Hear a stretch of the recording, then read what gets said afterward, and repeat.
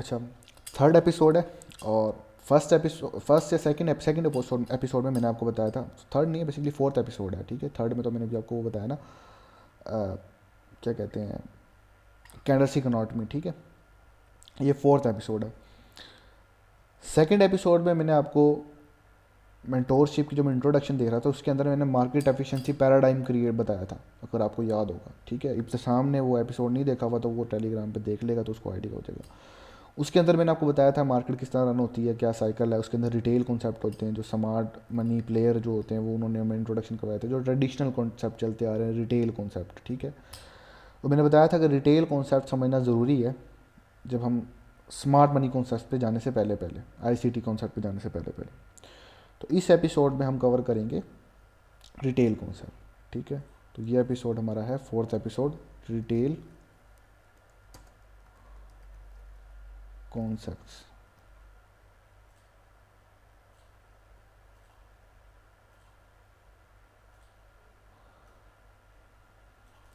Retail concept तीन तीन चीज़ों पे मुश्तमिल है, मैं आपको दिखाता हूँ। एक है हमारे पास सपोर्ट एंड रेजिस्टेंस, और इसको समझने के लिए हमें समझना पड़ेगा स्विंग हाइज एंड स्विंग लो।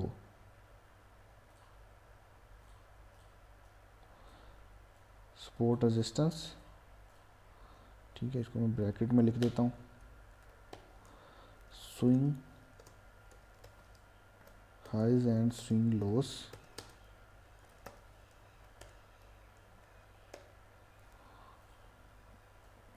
हमारे पास दूसरा हमारे पास आ जाता है पैटर्न्स, और थर्ड है हमारे पास इंडिकेटर्स।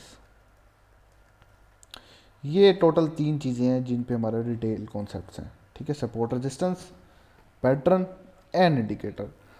अब इस एपिसोड में आपको बताऊंगा कि सपोर्ट एंड रेजिस्टेंस को यूज़ करते हुए सपोर्ट एंड पहली बात तो ये सपोर्ट रेजिस्टेंस है क्या चीज़, ठीक है। चार्ट पे सपोर्ट एंड रेजिस्टेंस को कैसे देखा जाता है, और सपोर्ट एंड रेजिस्टेंस को यूज़ करते हुए कैसे ट्रेड होती है, फिर पैटर्न को यूज़ करते हुए कैसे ट्रेड होती है, कौन कौन से पैटर्न है, और थर्ड है इंडिकेटर। इंडिकेटर पे इतना डिटेल में नहीं जाना, लेकिन मैं आपको बता दूंगा इंडिकेटर होते क्या है, ठीक है। पहले है support and resistance. Support and resistance को समझने के लिए हमें समझना पड़ेगा swing highs and swing low. Swing high and swing low क्या होते हैं वो आपको बता देता हूँ।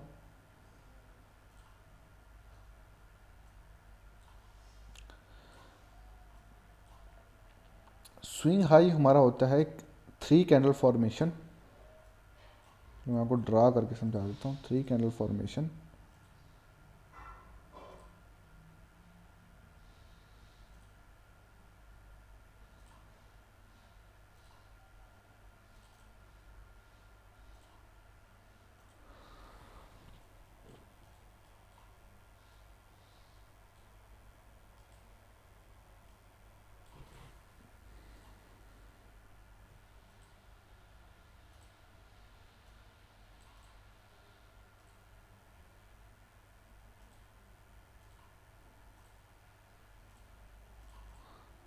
फॉर्मेशन, जिसके अंदर आपको जो मिडल कैंडल है ना, उसकी अपर वीक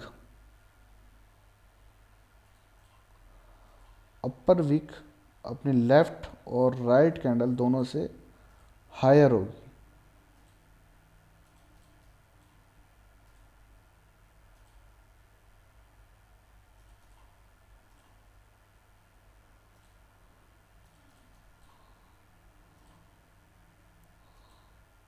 ठीक है। 3 कैंडल फॉर्मेशन जिसमें जो मिडल कैंडल है ना, उसकी जो अपर वीक है अपनी लेफ्ट वाली कैंडल की अपर वीक और अपनी राइट वाली कैंडल की अपर वीक से हायर होगी, ऊपर की तरफ होगी, उसको हम कहते हैं स्विंग हाई, ठीक है। ये स्विंग हाई है।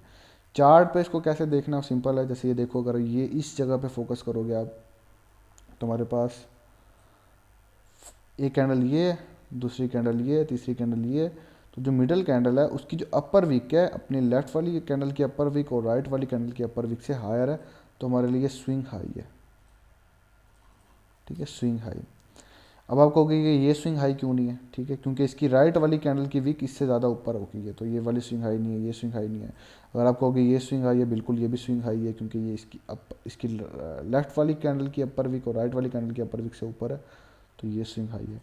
तो ये आपको बहुत ज़्यादा आपको चार्ट में देखने को मिलेगी। अगर आप स्विंग हाई मार्क करने ना, आपको हर जगह स्विंग हाई देखने को मिलेगा। ये स्विंग हाई है, ये स्विंग हाई है, ये भी स्विंग हाई है, ठीक है, ये स्विंग हाई है। और स्विंग लो हमारे पास हो जाता है बिल्कुल इसके अपोजिट, ठीक है, जिसमें हमारे 3 कैंडल फॉर्मेशन है, जिसमें मिडल कैंडल जो है उसकी लोअर विक अपने लेफ्ट और अपने राइट वाली कैंडल की लोअर विक से ज़्यादा डाउन साइड पे हो, तो उसको हम कहते हैं स्विंग लो, ठीक है। जैसे ये एक स्विंग लो है, ठीक है,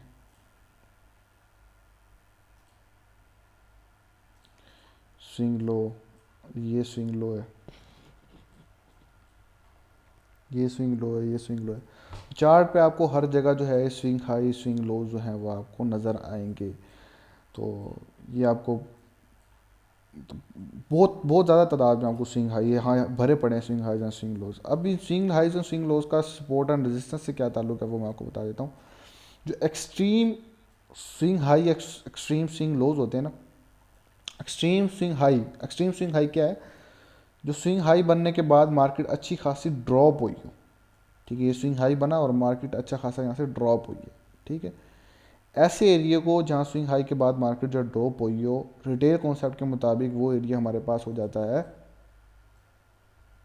रेजिस्टेंस, ठीक है। रेजिस्टेंस का मतलब क्या होता है, रेजिस्ट करना किसी चीज़ को, ठीक है। तो ये रेजिस्टेंस का मतलब है ये प्राइस को रेजिस्ट कर रही है, ऊपर नहीं जाने दे रही, डाउन साइड पे बार बार रेजिस्ट कर रही है, तो रेजिस्टेंस एरिया होगा। तो स्विंग हाइज जो होते हैं वो एक रेजिस्टेंस एरिया होता है रिटेल कॉन्सेप्ट के अकॉर्डिंग, कि प्राइस वहाँ से बार बार डाउन साइड पे नीचे आ रही है, तो एक रेजिस्टेंस एरिया है। सपोर्ट एरिया हमारे पास होता है स्विंग लोज, जैसे ये हमारे पास एरिया है, ठीक है, स्विंग लो था, ये मैंने मार्क कर लिया, ये स्विंग लो है, ठीक है। सपोर्ट इसलिए कहते हैं कि प्राइस को सपोर्ट करते हैं ऊपर साइड पे जाने के लिए, कि मार्केट को ऊपर की तरफ पुश किया जाए, सपोर्ट। तो सपोर्ट एंड रेजिस्टेंस वाला कॉन्सेप्ट ही आपको समझ हो गया। चार्ट पे कैसे देखते हैं, ऑब्वियस स्विंग हाइज और ऑब्वियस स्विंग लोज, या एक्सट्रीम स्विंग हाइज और एक्सट्रीम स्विंग लोज होते हैं। जैसे ये अगर मैं आपको दिखाऊं, ये स्विंग हाइज एक रेजिस्टेंस के तौर पे है, ठीक है, या मैं आज आपको दिखाता हूँ 15 मिनट के टाइम फ्रेम पे।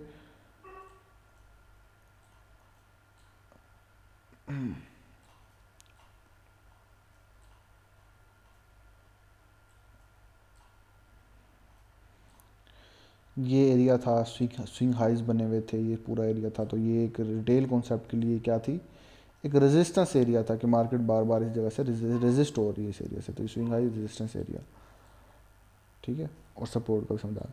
अब सपोर्ट एंड रेजिस्टेंस को रिटेल ट्रेडर रिटेल कॉन्सेप्ट के मुताबिक ट्रेड किस तरह करते हैं, ठीक है। एक तो है इनको ट्रेड करने का तरीका डायरेक्टली ट्रेड करना, रेजिस्टेंस से प्राइस को शॉर्ट कर देना, ठीक है। रेजिस्टेंस क्या है मैंने आपको बता दिया, रेजिस्टेंस है जो जहाँ से रेजिस्टेंस का मतलब है प्राइस को नीचे की तरफ रेजिस्ट करना। एक ऐसा एरिया बना हुआ है जहाँ से प्राइस बार बार रिजेक्ट होकर डाउन साइड पे आ रही है। फॉर एग्जांपल मैं आपको यहाँ से मिसाल देता हूँ ड्रा करके, ये स्विंग हाई बना, ये बना, ये बना, ठीक है, ये बना, ये बनता आ रहा है, ठीक है। इस स्विंग हाई वाले एरिया को मैं मार्क कर लेता हूँ, मैं कहता हूँ यार ये मेरे लिए एक रेजिस्टेंस एरिया है,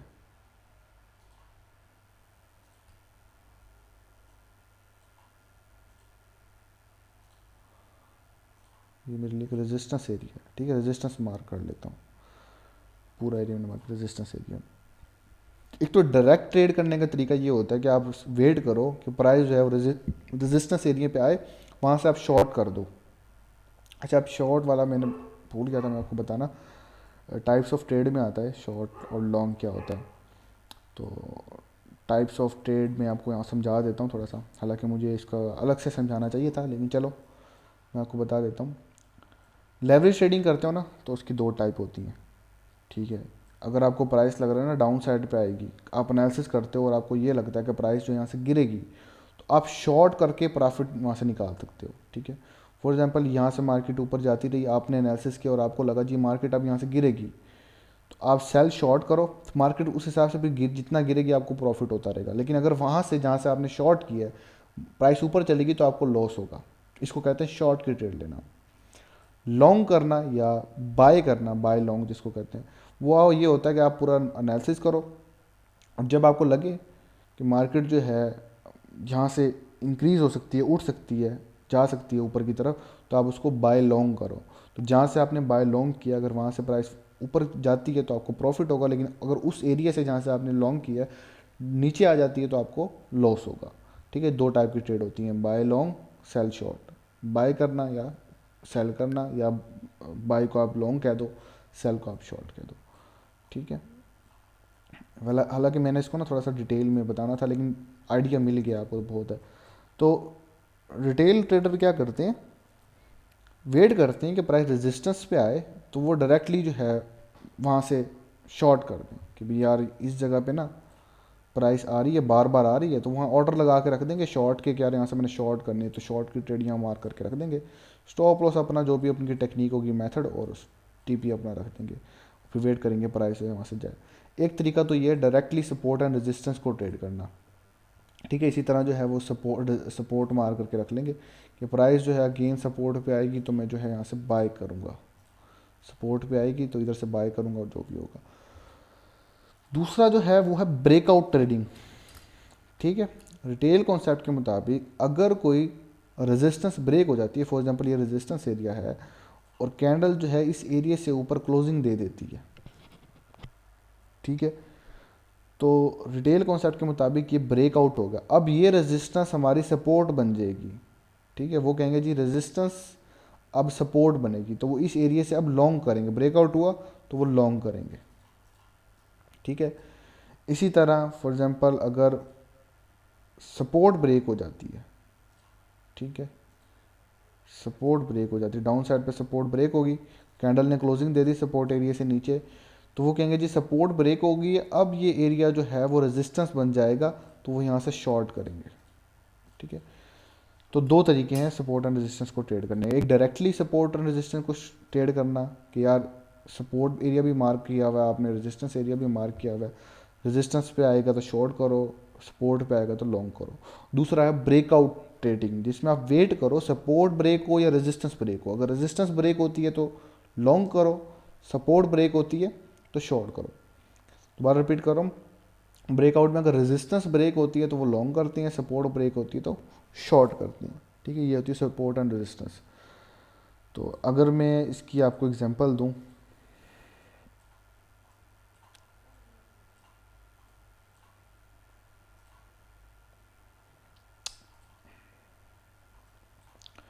अब ये एक स्विंग हाई बना हुआ था, ठीक है, ये सपोर्ट एरिया है, ठीक है, प्राइस इस जगह पे आई। अब जो लोग ट्रेड करते हैं ना, 1 आवर के चार्ट को ट्रेड कर रहे हैं और वो सपोर्ट एंड रेजिस्टेंस को डायरेक्ट ट्रेड करते हैं, जैसे मैंने आपको बताया कि वो वेट कर देंगे सपोर्ट पे आए और वो लॉन्ग करें, तो वो कैसे ट्रेड ली होगी इन्होंने, इस जगह पे लोअर टाइम फ्रेम पे जाके 1 आवर से 15 पीरियड जो भी उनके जाके अपना उनको कन्फर्मेशन मेथड देखा होगा उन्होंने। ठीक है, कन्फर्मेशन लेके इस जगह से उन्होंने लॉन्ग किया होगा और टारगेट जो भी उन्होंने रखना है। ठीक है, और ये तो हो गया ना डायरेक्ट ट्रेड करना सपोर्ट एंड रेजिस्टेंस को। ठीक है, सपोर्ट पे आई लॉन्ग कर दिया, रेजिस्टेंस पे आई शॉर्ट कर दिया। ब्रेकआउट मैं आपको दिखाता हूँ, ब्रेकआउट स्ट्रैटेजी जैसे कोई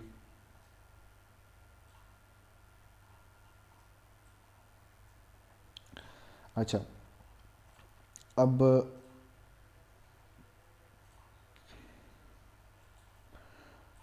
ये हमारे पास एक ना रेजिस्टेंस एरिया है। अब ज़रूरी नहीं है कि जी आपने सपोर्ट एंड रेजिस्टेंस आपको इसी तरह मिलेगा, सीधी सीधी डायरेक्शन में सपोर्ट और सीधी डायरेक्शन में रेजिस्टेंस नहीं।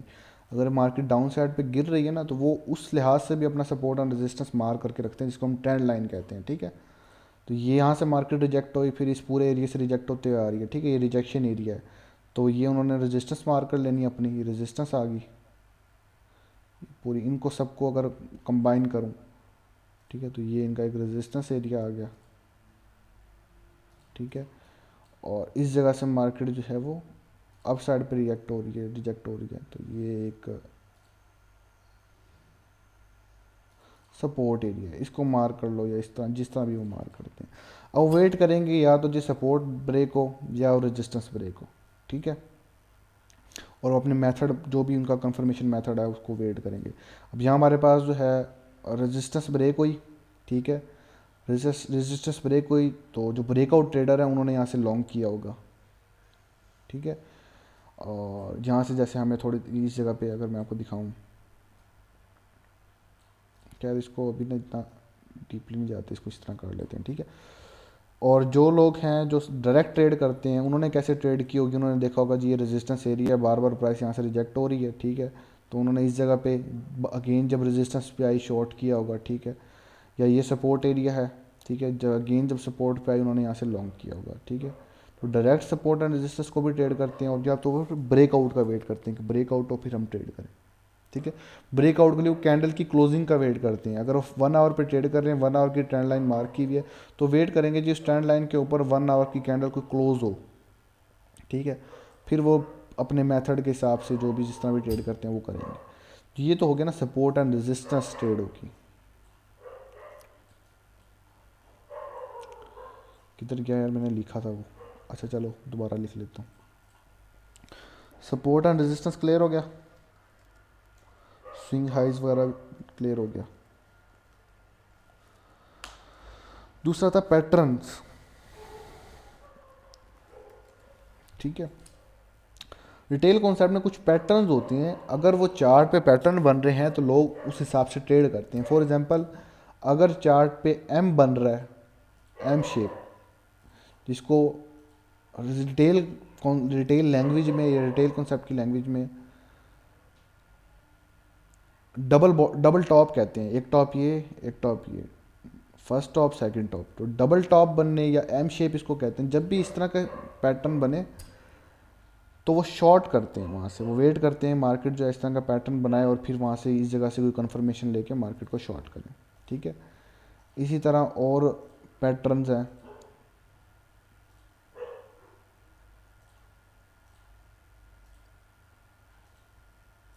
अगर वो डब्ल्यू पैटर्न बने ना, मतलब एक टॉप बॉटम ये बना एक बॉटम ये बना, इसको कहते हैं डबल बॉटम। तो अगर डबल बॉटम बने डब्ल्यू बने तो वो समझते हैं जब जब ये शेप बनेगा तो वो लॉन्ग करते हैं, ठीक है। लॉन्ग यहाँ वेट करेंगे इस जगह पे प्राइस आए थोड़ा सा मिड में और वो इधर से लॉन्ग करें, ठीक है। इसी तरह एक पैटर्न और है बुलिश फ्लैग कहते हैं। अब मैं इसको डिटेल में इसलिए नहीं जा रहा क्योंकि हमने यूज़ नहीं कर रहे हैं, हमने सिर्फ नॉलेज के लिए ये चीज़ें जो है समझ रहे हैं। हमने यूज़ करने वो इससे भी ज़्यादा डिफ़िकल्ट है, स्मार्ट मनी कॉन्सेप्ट है, ठीक है। एक पैटर्न है बुलिश फ्लैग जिसे कहते हैं, मार्केट एकदम उठती है फिर एक फ्लैग की तरह बनाती है। जब इस तरह का पैटर्न बनता है तो फिर रिटेल कॉन्सेप्ट एक्टिव हो जाते हैं, रिटेल ट्रेडर एक्टिव हो जाते हैं, और उनके लिए ये एक बुलिश साइन है कि मार्केट ऊपर जाएगी। फिर वो वेट करेंगे मार्केट जो है ये जो एरिया है ना रेजिस्टेंस का एरिया, यहाँ से अगर ऊपर क्लोजिंग मिलती है वो वेट करेंगे ब्रेकआउट हो और यहाँ से लॉन्ग करें, ठीक है। साइन वो कैसे देखते हैं जी, बुलिश फ्लैग बन गया, ये फ्लैग बन गया, हमने सिर्फ वेट करना है जी ये रेजिस्टेंस जो एरिया बना हुआ है ऊपर का ये ब्रेकआउट और हम लॉन्ग करें। इसी तरह एक और पैटर्न है बेरिश फ्लैग अपोजिट बिस्क, इस तरह का अगर कुछ बने तो वो एक्टिव हो जाते हैं, उनके लिए ये एक बेरिश साइन है कि जी मार्केट ने बेरिश फ्लैग बना दिया है, अब प्राइस जो है अगर ये ब्रेक करती है तो हम शॉर्ट कर देंगे। तो इस तरह पैटर्न ट्रेडिंग होती है, इसको मैं डिटेल में नहीं जा रहा। अब जैसे फॉर एग्जांपल जो है ये एक बॉटम ये बनाया एक बॉटम ये बनाया, अब रिटेल कॉन्सेप्ट में ये क्या है, एम शेप है, ठीक है, एम शेप बनी, यहाँ से ब्रेकआउट हुआ होगा, जो जिस तरह भी उन्होंने ट्रेड की उनके लिए ये एक बेरिश साइन था, ठीक है। बुलिश फ्लैग और बेरिश फ्लैग भी मैं आपको दिखाता हूँ अगर बना होता है ना चार्ट पे।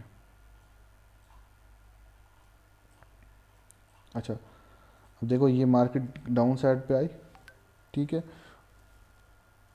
और इस तरह ये कंसोलिडेट होने लग गई है, ठीक है। तो ये एक फ्लैग बन गया, फ्लैग बन गया, वेट करेगी मार्केट जो इसको ब्रेक करे, डाउन साइड पे ब्रेक करेंगे तो वो शॉर्ट करेंगे। तो ये कुछ पैटर्न ट्रेडिंग पैटर्न्स होते हैं जिनको वो ट्रेड करते हैं, ठीक है। थर्ड चीज़ थी जो मैंने आपको कहा था इंडिकेटर्स।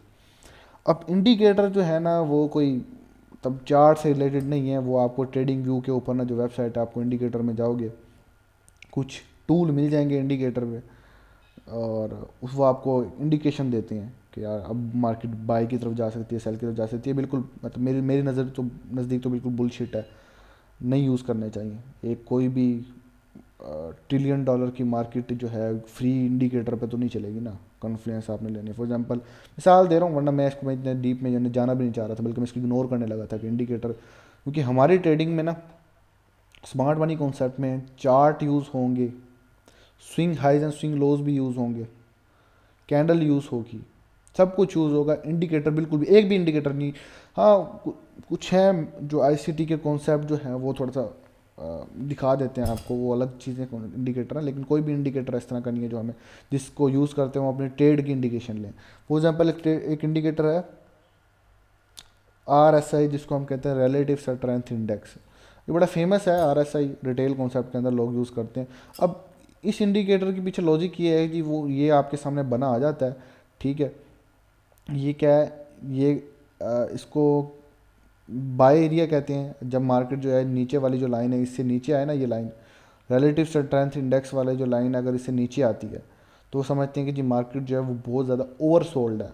ओवरसोल्ड मतलब बहुत ज़्यादा सेल हो चुकी है, अब मार्केट को यहाँ से उठना चाहिए। तो इस एरिया पे जब मार्केट प्राइस आती है ना, मतलब ये इंडिकेटर जो है वो जब इस एरिया पे आता है तो वो यहाँ से बाय करते हैं, और जब जब इस लाइन से ऊपर होता है वो सेल करते हैं। बस ये इस तरह के और इंडिकेटर हैं, और भी मैं आपको दिखा देता हूँ। मैकडी है, मैकडी स्ट्रेटजी, ये वाला नहीं था मैकडी।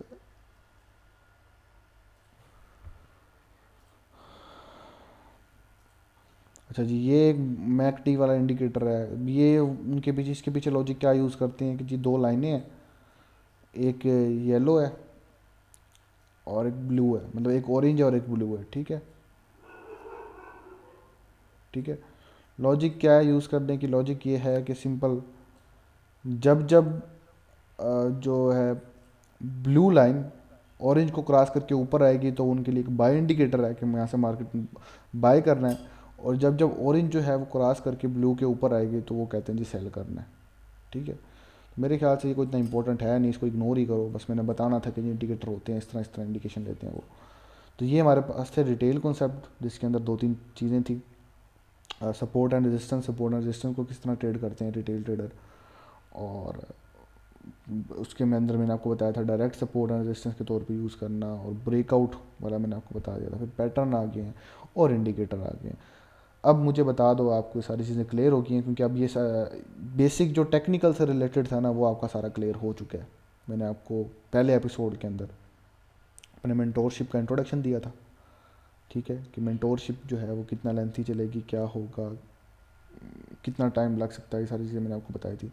दूसरा एपिसोड के अंदर मैंने आपको मार्केट एफिशिएंसी पैराडाइम, वो भी बेसिकली जो था वो इंट्रोडक्शन टू मेंटोरशिप ही आ गया था, जिसके अंदर मैंने आपको कॉन्सेप्ट बताए थे कि मार्केट कैसे रन करती है, कौन कौन से कॉन्सेप्ट हैं, हमने कौन से कॉन्सेप्ट सीखने हैं, आईसीटी कौन है, आईसीटी ने क्या किया, कौन से कॉन्सेप्ट लेकर, ये सारी चीज़ें मैंने बताई थी। तीसरे एपिसोड में आज ही जो है हमने इंट्रोडक्शन टू मार्केट, मार्केट देखी कौन कौन सी मार्केट हैं, कौन सी मार्केट हमारे लिए ज़रूरी है, कौन कौन से पेयर है जिस पे हमने फोकस रखना है, ये चीज़ें थी।